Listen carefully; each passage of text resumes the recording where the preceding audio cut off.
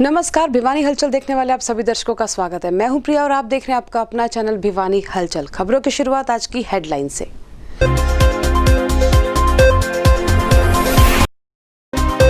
जिले में वीरवार को 68 कोरोना पॉजिटिव हुए ठीक, वहीं आए 6 नए कोरोना पॉजिटिव केस। कोरोना के एक्टिव केस 220।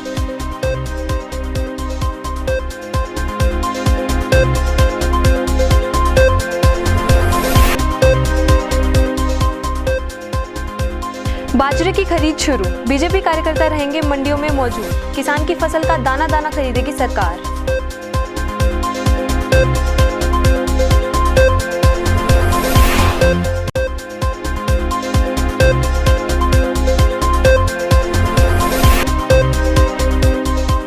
कोविड-19 के चलते बीएड की परीक्षाएं हुई आरंभ। सोशल डिस्टेंसिंग को देखते हुए छात्र छात्राओं ने दी परीक्षाएं।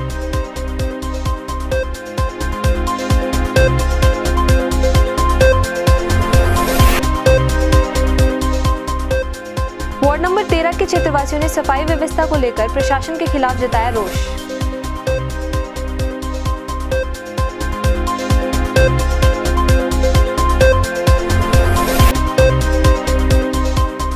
विभिन्न संगठनों ने दुष्कर्म पीड़िता को न्याय दिलवाने के लिए किए धरने प्रदर्शन। सभी संगठनों ने राष्ट्रपति के नाम सौंपा ज्ञापन।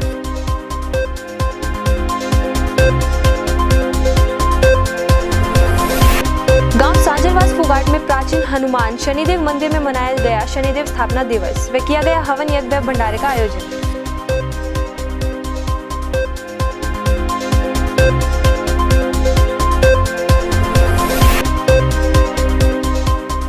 अक्टूबर को बीजेपी प्रदेश अध्यक्ष ओम प्रकाश धनखड़ के भिवानी आगमन पर किया जाएगा विशेष सम्मान समारोह का आयोजन।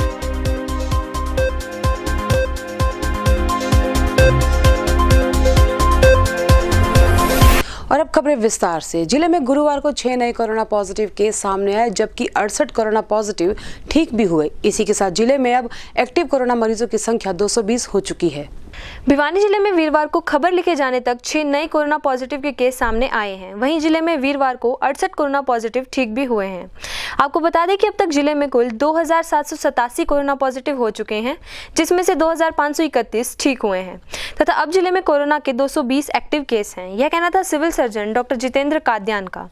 वहीं उन्होंने जिलेवासियों से अपने स्वास्थ्य का पूरा ध्यान रखने की अपील करते हुए कहा कि अगर किसी भी व्यक्ति को जुकाम, बुखार या गले में तकलीफ होती है तो वह तुरंत डॉक्टर से जाकर अपनी जांच अवश्य करवाए। मुंह पर मास्क का प्रयोग करें व बार बार अपने हाथों को अवश्य धोए। किसानों को अपनी फसल बेचने में दिक्कत ना आए और उनकी फसल का दाना दाना बिक सके, इसके लिए सरकार ने सभी सांसदों, विधायकों और पार्टी नेताओं की ड्यूटी लगाई है। फसल बेचने में किसान परेशान ना हो, इसके लिए भाजपा नेता पूरे समय मंडियों में मौजूद रहेंगे। गौरतलब है कि पूरे देश में किसानों की आमदनी बढ़ाने के उद्देश्य से 3 अध्यादेश कानून बनाए गए थे तथा नए कानून बनने के बाद प्रथम बार मंडियों में फसल की खरीद होगी तथा अब कोई बिचौलिया मंडियों में नहीं होंगे। इसी कड़ी में आज भिवानी के सांसद धर्मवीर सिंह व विधायक घनश्याम सराफ ने किसानों के साथ साथ अपनी पार्टी के कार्यकर्ताओं के साथ बैठक की तथा बैठक में सभी पार्टी के कार्यकर्ताओं को कहा गया कि वे किसानों के बीच में रहे व उन्हें किसी प्रकार की समस्या न आए, इस बात का पूर्ण ध्यान दिया जाए। वहीं सांसद धर्मवीर सिंह व भिवानी के विधायक घनश्याम सराफ ने बताया कि अब किसानों की आमदनी दोगुनी होगी तथा पड़ोसी राज्यों से यहाँ बिचौलिए फसल लेकर ना आए, इसकी भी पूरी निगरानी रखी जाएगी। हरियाणा प्रदेश में बाजरा, कपास, मूंग और उत्तरी भारत में जीरी, इनकी खरीद शुरू हो चुकी है। क्योंकि ये भिवानी जिले की मीटिंग थी, माननीय प्रधान जी, माननीय विधायक जी और सभी पदाधिकारी यहाँ पर मौजूद थे। इसलिए हमारी सबकी जिम्मेवारी बनती है केंद्र और प्रांत सरकार, क्योंकि अभी आपने सुना होगा पिछले दिनों कृषि नीति के मामले में 3 विधेयक जिन्होंने कानून का रूप ले लिया है, वो सभी के सभी कानून, और उसके बाद ये पहली खरीद शुरू हुई है देश भर में। और हरियाणा प्रदेश में मुख्यमंत्री जी ने का भी कई बार बयान आ चुका है, उनकी भी सोच है कि हम किसान को परेशान नहीं होने देंगे। उसी बात को लेकर कि आज का बाजरा, कपास और मूंग, हमारे क्षेत्र में ये 3 फसलें ही ज़्यादा हैं, थोड़े से क्षेत्र में जीरी आती है। हमारी भिवानी के अंदर जितनी भी मंडियां हैं, चाहे वो रेगुलर मंडी हो या टेम्परेरी मंडी हो, आज ये जिम्मेवारी लगाई गई है पार्टी की तरफ से कि सभी मंडियों में हमारे पार्टी के कार्यकर्ता पूरे समय तक उपलब्ध रहेंगे ताकि उस हर किसान का बाजरा जो जिसने खुद ने अपनी खेती की है उसका अपने बाजरे का हम दाना दाना खरीद लें। कहीं ऐसी शिकायतें पहले आ रही थी कि कुछ एक लोगों ने एफर्ड के द्वारा राजस्थान और उत्तर प्रदेश का बाजरा कहीं ना कहीं गांव में शहर में रखवा लिया।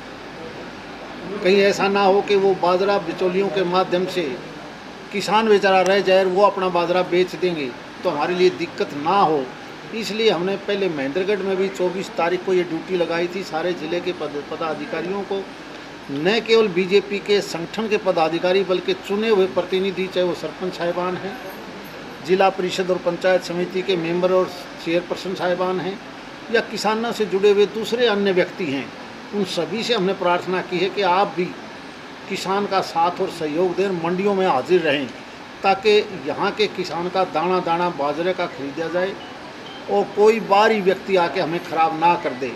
इसलिए इस आज की मीटिंग का ये और ज़्यादा महत्व बढ़ जाता है। उन्होंने कहा कि जो मंडियाँ पिछले सीज़न में अपनी चालू हुई थी उनसे अलावा भी कुछ मंडियाँ हम बना रहे हैं और आप लोगों को उनकी संभाल करनी है। तो आज से जब से ये फसल हमारी मंडियों में आएगी, माननीय सांसद जी ने विस्तार पूर्वक बताया है, उसे लेकर हम प्रत्येक मंडी में जाकर जो युवा कार्यकर्ता हैं उनको साथ लेके उनकी टीम बना के पूरी खरीद के दौरान मंडियों में हम व्यवस्था करेंगे और जो खरीद है वो सुचारू चले, इसके लिए हमारा प्रयास रहेगा। और अभी एक बात, जैसे राजस्थान से बाजरा या कपास ये फसलें आज की मेन है, ये आती हैं तो हमें उनको रोकने का काम करना पड़ेगा। किसान अपनी फसल जो भी है वो अपनी पूरी की पूरी फसल यहाँ पे बेच पाएगा, इसके लिए हमारा प्रयास है।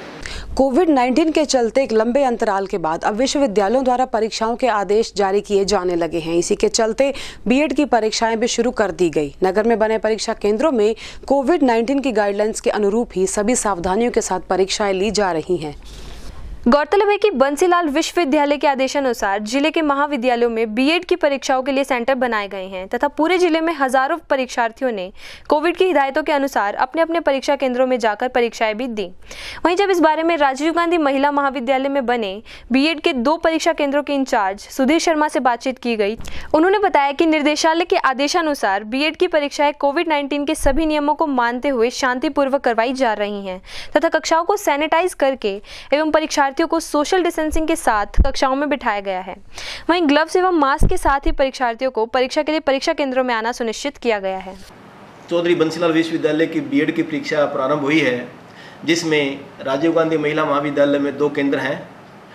बहुत ही शांतिपूर्वक ढंग से परीक्षा का संचालन हो रहा है और उसी प्रकार से बच्चों के लिए थर्मो स्कैनिंग और हैंड सैनिटाइजर के बाद ही महाविद्यालय में परीक्षा के लिए प्रवेश कराया जाता है। कमरों में भी सोशल डिस्टेंसिंग को मेंटेन किया गया है और पूरे स्टाफ को हिदायत है कि वो बच्चों के लिए और अपने स्वयं के लिए जो भी इस प्रकार के जो सैनिटाइजेशन और किसी प्रकार की सुरक्षा के उपकरण हैं, इवन हमने हैंड ग्लव्स भी उपलब्ध कराए हैं और प्रत्येक केंद्र में हैंड सैनिटाइज़र उपलब्ध कराए हैं। तो इस प्रकार से किसी साथी को, किसी प्राध्यापक को, किसी भी अधिकारी को किसी प्रकार की आवश्यकता है तो महाविद्यालय उसको उपलब्ध कराने में हमेशा तैयार रहता है। निदेशालय के द्वारा आज फर्स्ट मेरिट लिस्ट आनी है और विद्यार्थियों से निवेदन है कि वो जिस विद्यार्थी का इस पहली मेरिट लिस्ट में जिस कॉलेज में दाखिले के लिए नाम आता है वो अपनी फ़ीस ऑनलाइन जमा कराएं, क्योंकि सारी सूचनाएं उस पोर्टल पे उपलब्ध होगी कि भी कौन से कॉलेज का किस बैंक में किस खाते में पैसा जाना है, तो ऑनलाइन वो पेमेंट करेंगे। आज जो लिस्ट आएगी उसकी 5 तारीख तक फ़ीस जमा होगी। सेकंड लिस्ट 8 तारीख को जारी की जाएगी, जिसकी फ़ीस 12 तारीख तक जमा कराई जाएगी। 13 तारीख से जो फिजिकल काउंसलिंग है वो शुरू होगी और कल ही केंद्र सरकार की तरफ से एसओपी आई है कि 15 अक्टूबर के बाद शिक्षण संस्थाओं में पेरेंट्स की अनुमति और उनकी स्वीकृति के बाद बच्चों का आना स्वीकृत होगा, उसको अनुमोदन किया गया है। उसके लिए महाविद्यालय के द्वारा हर प्रकार की व्यवस्था की गई है। बच्चे मास्क का प्रयोग करें और इसके प्रसार के लिए महाविद्यालय के मुख्य द्वार और जगह जगह पर इस प्रकार के पोस्टर्स और फ्लैक्स लगाए हुए हैं। प्रवेश द्वार पर हैंड सैनिटाइज़र के लिए हमने व्यवस्था कर रखी है। यदि कोई विद्यार्थी बगैर मास्क के आता है तो उसको हम मास्क उपलब्ध कराते हैं। हमारे यहाँ BA1 में 640 सीटें हैं, कॉमर्स की 180 सीट हैं और BSc non medical plus computer की 180 सीट हैं और BCA की 60 सीट हैं, MSc की 40 सीट हैं। इस प्रकार से ग्रेजुएशन में 3 स्ट्रीम हैं और एक प्रोफेशनल कोर्सेज है BCA और PG लेवल पे हमारे पास एक स्ट्रीम है जो MSc कंप्यूटर साइंस है। यूं तो शहर के सौंदर्यीकरण की बातें हमारे अधिकारी अक्सर करते ही रहते हैं, लेकिन जमीनी स्तर पर अगर देखें तो शहर के विभिन्न स्थानों पर आए दिन सफाई व्यवस्था की कमी देखने को साफ मिल जाती है। इसी तरह की बिगड़ी सफाई व्यवस्था को लेकर वार्ड नंबर 13 के क्षेत्रवासियों ने आज अपना रोष प्रदर्शन किया। वीरवार को कोर्ट रोड लक्ष्मी नगर वार्ड नंबर 13 के क्षेत्रवासियों द्वारा अपने क्षेत्र में चरमराई सफाई व्यवस्था को लेकर प्रशासन के खिलाफ जमकर रोष व्यक्त किया गया। वहीं स्थानीय क्षेत्रवासियों ने बताया कि वार्ड में सफाई करने नगर परिषद का कोई कर्मचारी नहीं आ रहा है। साथ ही इस मौसम में डेंगू के प्रकोप से भी खतरा बना हुआ है तथा यहाँ पीने के पानी की समस्या भी बनी रहती है। उनका कहना है कि कई बार जन स्वास्थ्य विभाग के अधिकारियों को लिखित में शिकायत करने के बावजूद भी इस समस्या का अभी तक कोई समाधान नहीं हुआ है।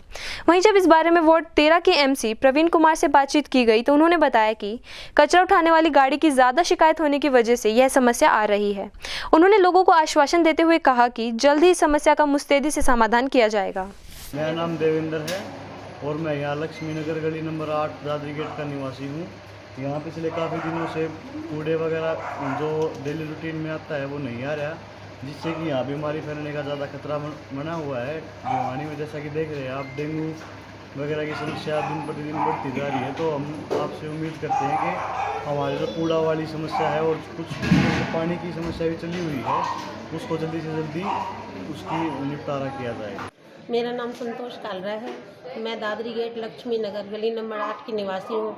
यहाँ कूड़े की इतनी प्रॉब्लम है कि हर रोज़ इतना कूड़ा करकट और गली के अंदर इतना बुखार फैला हुआ है, डेंगू मलेरिया, बच्चों के हर घर के अंदर कोई बीमारी फैली हुई है। हमारा नगर परिषद कोई सुनवाई नहीं करता। हमने 50 फ़ोन करते हैं, हर बार उनके पास चक्कर काट के आते हैं, हमारी कोई सुनवाई नहीं कर रहा।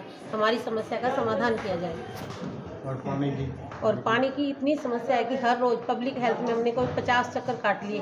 गंदा पानी हम लेके जाते हैं। जिस दिन नगर परिषद आता है या उनके मतलब जेई जैसे चक्कर काट के जाते हैं, पानी चलवा देते हैं, हम लोगों के घर पानी आ जाता है। अदरवाइज हमारे पानी नहीं आता। हम मोटर एक घंटा चला के थक जाते हैं, उनको फ़ोन कर थक जाते हैं। मेरा नाम सुनीता है। मैं दादरी गेट रोड लक्ष्मी नगर गली नंबर 8 के निवासी हूँ।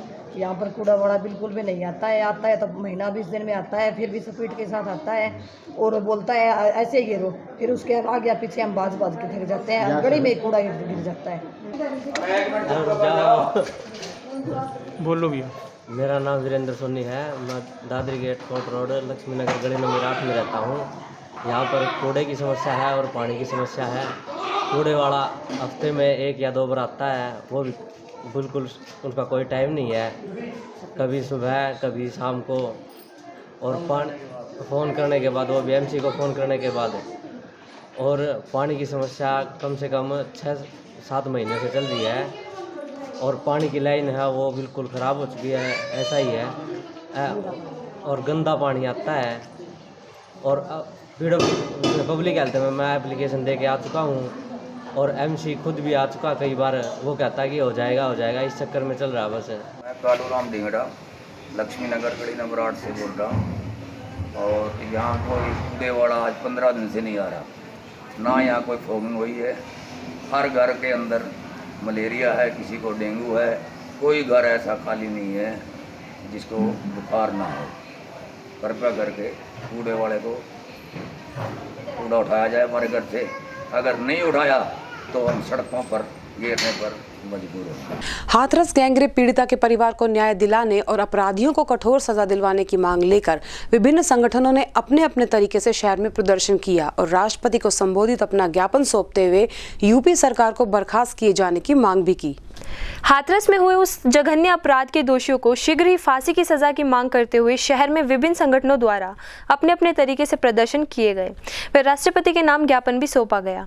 वहीं वाल्मीकि समाज के अनेक संस्थाओं ने आज नेहरू पार्क में इकट्ठा होकर हाथरस गैंगरेप में पीड़िता लड़की को न्याय दिलवाने के लिए शहर में प्रदर्शन किया और राष्ट्रपति के नाम ज्ञापन सौंपा। आज हमने जन एकता जन अधिकार मंच की ओर से यूपी में जो हाथरस के कस्बे में घटना हुई है, बहुत मार्मिक घटना हुई निर्भया के बाद, और वो डॉक्टर हैदराबाद में जो मारी थी उसके बाद ये तीसरी घटना है। बहुत निर्दयता के साथ गैंगरेप किया गया और प्रशासन ने और पुलिस ने कोई सावधानी नहीं रखी, कोई समय रहते कार्रवाई नहीं करी। उस लड़की की जान बच सकती थी अगर उसी समय उसको ठीक इलाज मिल जाता। प्रशासन ने कोई ध्यान नहीं दिया, अपराधियों को शीघ्र गिरफ्तार नहीं किया और वो लड़की जो ने इतनी ज़्यादा उसके साथ दुष्कर्म किया था कि वो चल बसी। और उसके बाद सबसे बड़ी दुखदाई बात ये है कि अंग्रेज़ों के टाइम भी भगत सिंह के साथ ही हुआ था ऐसा कि डेड बॉडी लड़की मरने के बाद उसके परिवार को नहीं दी गई और इस तरह से पुलिस और प्रशासन ने अपने लेवल पर डेड बॉडी का दाह संस्कार कर दिया। ये हम यूपी में लगातार जो महिलाओं के प्रति एक क्रूरता चल रही है और उसमें ये बू आने लग गई। हाथरस के बाद भी 3 कांड हो गए, बलरामपुर, बुलंदशहर, आजमगढ़, जो सेम प्रवृत्ति की। सरकार उस पर कोई कार्रवाई नहीं कर रही और सरेआम गुंडा तब तो घूम रहा है और महिलाओं की इज्जत से खिलवाड़ कर रहा है। तो हम ही इस प्रशासन के माध्यम से योगी सरकार की राष्ट्रपति से बर्खास्त करने की अपील करने के लिए हमने ये प्रदर्शन किया है। साथ ही जन एकता जन अधिकार मंच भिवानी की ओर से हाथरस गैंगरेप पीड़िता व परिवार को न्याय दिलाने, अपराधियों को कठोर सजा दिलवाने व उत्तर प्रदेश सरकार को तुरंत बर्खास्त करने की मांग को लेकर जिला उपायुक्त कार्यालय के सामने प्रदर्शन किया तथा जिला उपायुक्त की ओर से तहसीलदार के माध्यम से राष्ट्रपति को ज्ञापन भी भिजवाया। वहीं उनका कहना है कि उत्तर प्रदेश में महिलाओं पर लगातार अत्याचार हो रहे हैं तथा पुलिस प्रशासन व सरकार अपराधियों का साथ दे रही है। ये पिछले दिनों हाथरस यूपी के अंदर जिस प्रकार बहन मनीषा के साथ गैंगरेप हुआ और गैंगरेप के बाद उसकी हत्या कर दी गई और वहाँ का जो प्रशासन है, वहाँ की जो सरकार है, उसने उसके खिलाफ जो मुकदमा दर्ज किया वो 307 का दर्ज नहीं किया, ना ही गैंगरेप का किया। उन्होंने कहा कि इसको तो किसी प्रकार की कोई चोट नहीं लगी हुई है। और साथियों, मैं ये बताना चाह रहा हूँ आपको कि जिस प्रकार से सरकार ने षड्यंत्र के तहत डेड बॉडी उसके बाद सफदरजंग में ले आई गई और उसके बाद उसका मेडिकल जो बनाया गया वो सारा बोगस था और जिस प्रकार से ये हत्या की गई है, इसकी हम निंदा करते हैं और ये मांग करना चाहते हैं कि जिन जिन अधिकारियों ने मिलके सरकार के साथ षड्यंत्र रच के धाराएं नहीं लगाई और 302 का मुकदमा दर्ज नहीं किया और गैंगरेप का नहीं लगाया, 376 नहीं लगाया और SC/ST एक्ट नहीं लगाया, वो तुरंत लगा देना चाहिए। वहीं वीरवार को जिले के नगर परिषद के सफाई कर्मचारियों द्वारा भी हाथरस गैंगरेप पीड़िता व उसके परिवार को न्याय दिलाने व अपराधियों को शीघ्र ही फांसी की सजा देने की मांग करते हुए नगर परिषद से जिला उपायुक्त कार्यालय तक धरना दिया गया व जिला उपायुक्त के माध्यम से राष्ट्रपति के नाम ज्ञापन भी सौंपा गया। का जो ऐलान करा है वे आगे जो हमारे संगठन की जो कॉल आएगी, हमसे जो कॉल मिले हुए है 2 तारीख से जो पूरा भारत के अंदर जो सफाई व्यवस्था जो बंद होने जा रही है उसका फैसला 2 अक्टूबर से भारत के अंदर पूरी सफाई व्यवस्था बंद है और भारत में पूर्ण रूप से बंद करने की कोशिश करेंगे। गुरुवार को गांव सांजरवास फोगाट में प्राचीन शनिदेव मंदिर का 7वां स्थापना दिवस मनाया गया। इस दौरान हवन यज्ञ व भंडारे का आयोजन किया गया, जिसमें दूर दूर से श्रद्धालुओं ने पहुंचकर आहुति अर्पित की और प्रसाद ग्रहण किया। गांव सांजरवास फोगाट के प्राचीन हनुमान शनिदेव मंदिर में आज शनिदेव महाराज का 7वां स्थापना दिवस मनाया गया तथा इस उपलक्ष्य में सुबह हवन यज्ञ एवं भंडारे का आयोजन भी किया गया, जिसमें दूर दूर से श्रद्धालु श्री शनिदेव महाराज के दर्शन करने के लिए पहुंचे एवं उनके द्वारा भंडारे का प्रसाद भी ग्रहण किया गया। वहीं पूर्व फौजी मंदिर कमेटी सदस्य रण सिंह एवं बीजेपी जिला अध्यक्ष सत्येंद्र परमार ने बताया कि इस मंदिर के प्रति भक्तों की गहरी आस्था है, जिसके चलते दूर दूर से भक्त यहाँ मंदिर में अपनी मुरादें पूरे करने के लिए भगवान बालाजी व शनि शनिदेव के दर्शन के लिए आते हैं। हर वर्ष आसपास के गांव के सभी भक्त यहां हवन यज्ञ एवं भंडारे का आयोजन करते हैं, जिससे शनिदेव महाराज सभी की मनोकामनाएं पूर्ण करते हैं। आज प्राचीन श्री हनुमान जी एवं शनिदेव मंदिर बिजली घर शांतिनिवास फोगाट के मंदिर में शनिदेव जी महाराज के 7वें स्थापना दिवस के उपलक्ष्य में हवन यज्ञ व भंडारे का आयोजन हुआ। सभी ग्रामवासी एवं पड़ोस के गांव से आए लोगों ने हवन यज्ञ में हिस्सा लिया व भगवान का प्रसाद ग्रहण किया। भगवान सबकी मनोकामना पूर्ण करे और शनिदेव महाराज की कृपा सब पर बनी रहे। जय शनिदेव, जय बजरंगबली, हनुमान। हनुमान जो मंदिर है हमारे गांव में, ये इलाके का बहुत प्रसिद्ध एक देव स्थान है और पुराना प्राचीन हनुमान मंदिर है। इसके साथ साथ ये शनि महाराज का मंदिर की स्थापना 7 वर्ष पहले गांव और पूरे इलाके की तरफ से, छत्तीस बिरादरी की तरफ से इकट्ठा होकर की गई थी। आज इसका 7वां स्थापना दिवस है और इसके उपलक्ष्य में आज सुबह हवन यज्ञ किया गया और उसके बाद भंडारा पूरा दिन चलेगा। और दोनों गांव सांगरवास, फोगाट, आसपास के सभी गांव की आस्था बड़ी ज़बरदस्त है। आस्था यहाँ स्थान के प्रति मतलब एक जुड़ी हुई है। और हमारा जो पावर हाउस है, शुरू में पावर हाउस के लोगों ने सहयोग करके ने हनुमान मंदिर की स्थापना की थी। उसके बाद जो हमारे सांगरवास फोगाट के बहुत ही भक्त और पूर्व सैनिक वैसे भी भक्त होते हैं, नरसिंह जी नागिल, उनके नेतृत्व में सबके सहयोग से, दोनों गाँवों के सहयोग से, छत्तीस बिरादरी से शनि मंदिर की स्थापना हुई। आज 7वां स्थापना दिवस है। इसके उपलक्ष्य में पूरे गांव के भंडारा किया गया है। सभी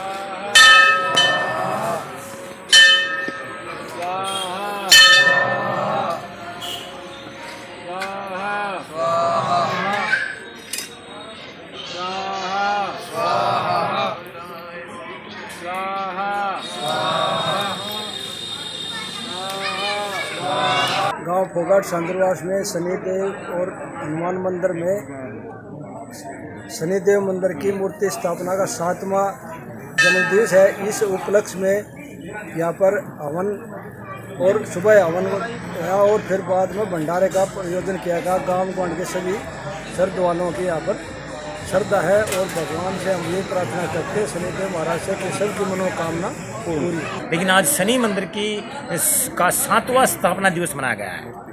मूर्ति स्थापना जो है 7वां मनाया गया है। ये प्राचीन हनुमान मंदिर है। इस मंदिर में इलाके भर के, हरियाणा भर के लोगों की बड़ी आस्था है। हमारे दोनों गांव के भक्तजनों ने मिलकर इसको बड़ा भव्य सुंदर मंदिर बना दिया।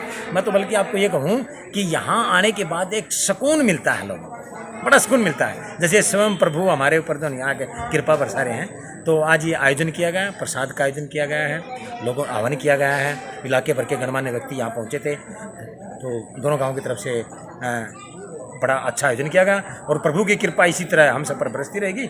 ऐसी मेरी मनोकामना, सबके भले की कामना करता हूँ। आज गांव सांगरवास के हनुमान शनिदेव प्राचीन मंदिर में 7वां स्थापना दिवस मनाया गया है और इस स्थापना दिवस के उपलक्ष्य में आज सुबह हवन यज्ञ एवं भंडारे का आयोजन किया गया, जिसमें सभी श्रद्धालुगणों ने प्रसाद ग्रहण किया है।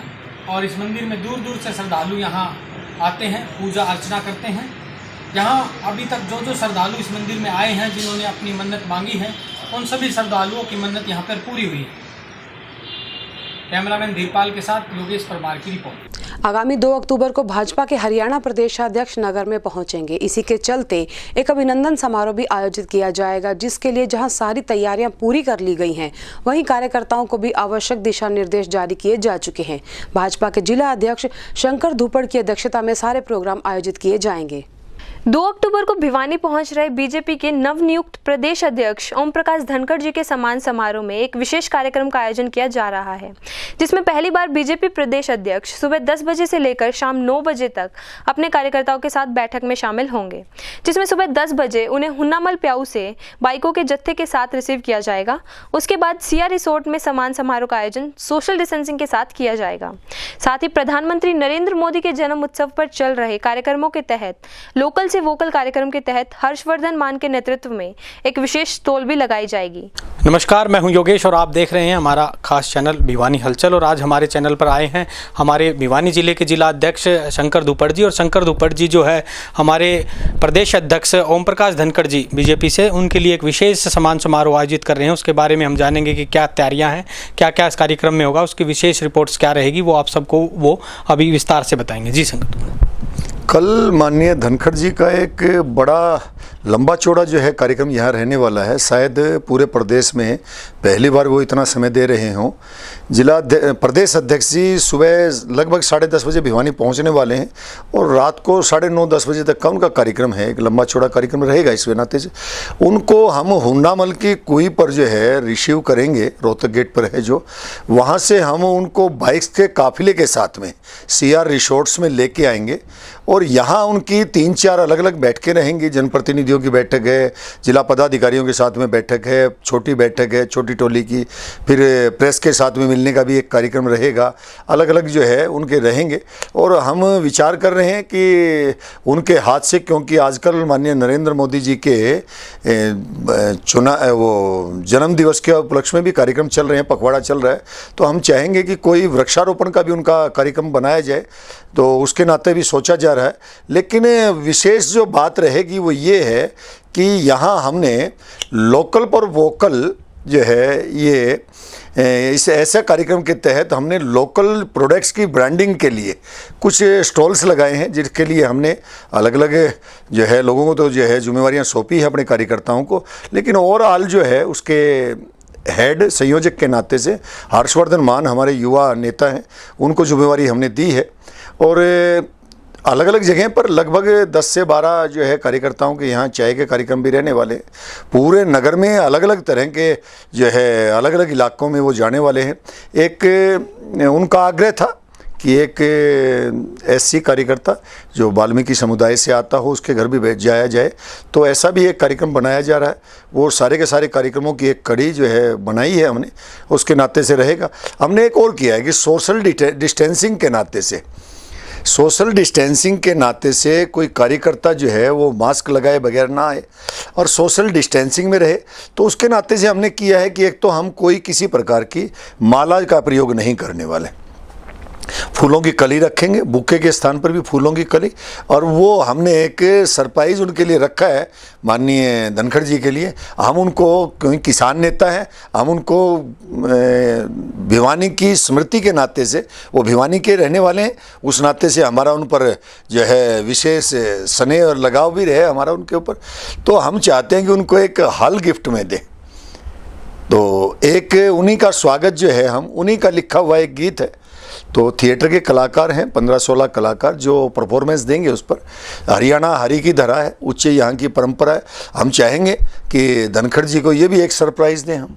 तो हमारे साथ जो है बीजेपी नेता हर्षवर्धन जी भी जुड़ गए हैं। हर्षवर्धन जी से जानेंगे कि वो धनखड़ जी के स्वागत में एक विशेष स्टॉल प्रोग्राम जो आयोजित कर रहे हैं और विशेष स्टॉल प्रोग्राम में आप लोगों को क्या क्या देखने को मिलेगा। जी, कल का हमारा यहाँ माननीय ओम प्रकाश धनखड़ जी का भिवानी के अंदर स्वागत कार्यक्रम है, जिसमें माननीय जिला अध्यक्ष शंकर धूपड़ जी ने विशेष तौर पर मुझे जिला संयोजक, एक लोकल प्रदर्शनी हम यहाँ पर लगवा रहे हैं, उसका जिला संयोजक मुझे बनाया है और हम सभी साथी कार्यकर्ताओं को साथ लेकर के एक लोकल प्रदर्शनी, जिसका हमने धनखड़ साहब ने हमें थीम दिया है लोकल पर वोकल। जो हमारे भिवानी शहर में या आसपास क्षेत्र में कोई भी ऐसे हमारे उद्योगपति हैं या कोई भी चीज़ें, जैसे मास्क बनाने की बात है या थैले बनाते हैं कपड़े के या कुछ खाने पीने की चीज़ें जैसे हमारे भिवानी शहर में प्रसिद्ध हैं, उनकी हम एक प्रदर्शनी 25 से 30 स्टॉल CR रिसोर्ट में लगाने वाले हैं, जिसका उद्घाटन माननीय ओम प्रकाश धनखड़ जी करेंगे। इन स्टॉलों की अगर मैं आपको बताऊं, जैसे हमारे अशोक बर्फ़ी पेड़ा वाले, उनकी लस्सी बर्फ़ियाँ वो प्रसिद्ध हैं। हमारे भिवानी की जूस वाली सब्ज़ी है और एक भिवानी में नया बाज़ार के अंदर एक मोटी जलेबी बनाने वाले हमारे साथी मनु खरोलिया जी बैठते हैं, हलवाई हैं वो, और उनकी जलेबियां वहाँ पर होंगी। कुछ हमने इसमें ऑर्गेनिक खेती करने वाले साथियों को भी रखा है, जैसे रमेश जी लालावास है हमारे, इनका किन्नू का ऑर्गेनिक फार्मिंग का है, ये प्योर ऑर्गेनिक खेती करते हैं, किन्नू का इनका फार्म है। एक हमारे पुरा गांव में ड्रैगन फ्रूट की खेती करते हैं, जो पूरे हरियाणा में एक ही फार्म है ड्रैगन फ्रूट, वो 300 रुपये किलो तक का मिलता है और एक यूनिक प्रोडक्ट है वो, और पूरा ऑर्गेनिक है। उसके कई तरह के फ़ायदे हमारे कैंसर में भी, हार्ट अटैक में, इस तरह की बीमारियों में भी उनको भी वो क्योर करने का काम करता है। चिनार वाले जैसे हमारे हैं, यहाँ पर बड़ा उनका इंडस्ट्री में नाम है और पूरे हिंदुस्तान में ही वो अपना प्रोडक्ट बेचते हैं। तो मेन जो हमारा थीम ये है कि भिवानी जिला के कोई भी लोकल प्रोडक्ट हमारे यहाँ पर बन रहे हैं उनको हम उनके लिए वोकल कैसे हों, हम अपने प्रोडक्टों को अपने ही शहर में यूज़ करें, हमारा उनको प्रमोट करें किसी ना किसी तरीके से। जैसे प्रवीण जी पापड़ वाले हैं, कईयों के नाम हैं क्योंकि कुछ नाम में मतलब याद भी नहीं रहते, इतने प्रोडक्ट हैं। तो उनका जैसे हम एक प्रदर्शनी CR रिसोर्ट में लगाने वाले हैं, जिससे हमारे अंदर स्वदेशी की भावना पैदा होगी, बल्कि हमारे ज़िले की भी, मतलब हमने ये ज़िले से बाहर का इसमें कोई नहीं लिया है, सभी ये ज़िले के होंगे। जैसे हमने उनके स्वागत के लिए बीन पार्टी का भी मतलब व्यवस्था की है, हमारी लोकल यहाँ की बीन पार्टी जो फेमस है, इस तरह का हमारा ये कार्यक्रम रहेगा। जी, इसमें जो जनता अगर इस कार्यक्रम में आना चाहे, आपकी जो है ये जो प्रदर्शनी इसको देखना चाहे, व्यवसायी भिवानी का देखना चाहे, तो उनके लिए भिवानी की जनता के लिए क्या संदेश रहेगा? वो इस कार्यक्रम में आमंत्रित हैं, बशर्ते बस वो फिज़िकल डिस्टेंसिंग का और मास्क का, सैनिटाइज़र का, इस तरह का वो ध्यान रखें। सोशल डिस्टेंसिंग, फिज़िकल डिस्टेंसिंग में आएँ, वो व्यवस्था देखें, प्रदर्शनी देखें, हम उनका स्वागत करते हैं, उनको आमंत्रित करते हैं। बुलेटिन के अंत में एक बार फिर से नजर अब तक की तमाम खास खबरों पर।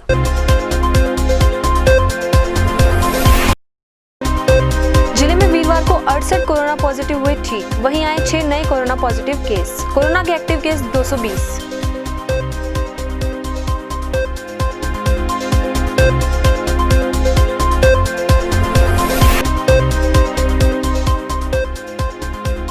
बाजरे की खरीद शुरू, बीजेपी कार्यकर्ता रहेंगे मंडियों में मौजूद। किसान की फसल का दाना दाना खरीदेगी सरकार।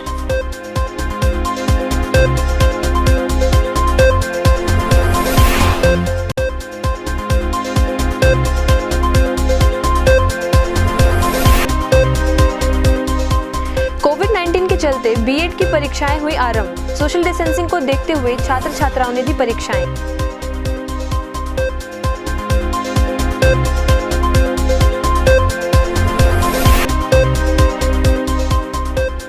वार्ड नंबर 13 के क्षेत्रवासियों ने सफाई व्यवस्था को लेकर प्रशासन के खिलाफ जताया रोष।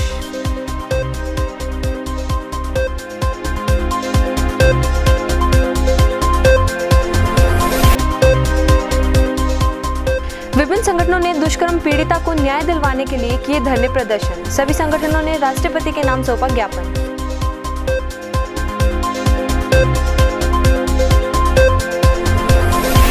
गांव साजरवास फुगाट में प्राचीन हनुमान शनिदेव मंदिर में मनाया गया शनिदेव स्थापना दिवस व किया गया हवन यज्ञ व भंडारे का आयोजन।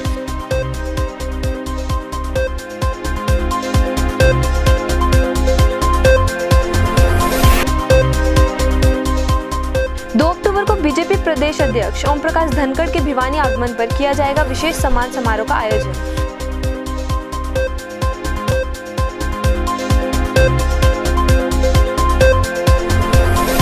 और इसी के साथ दीजिए हमारी पूरी टीम को इजाजत। बने रहिए भिवानी हलचल के साथ।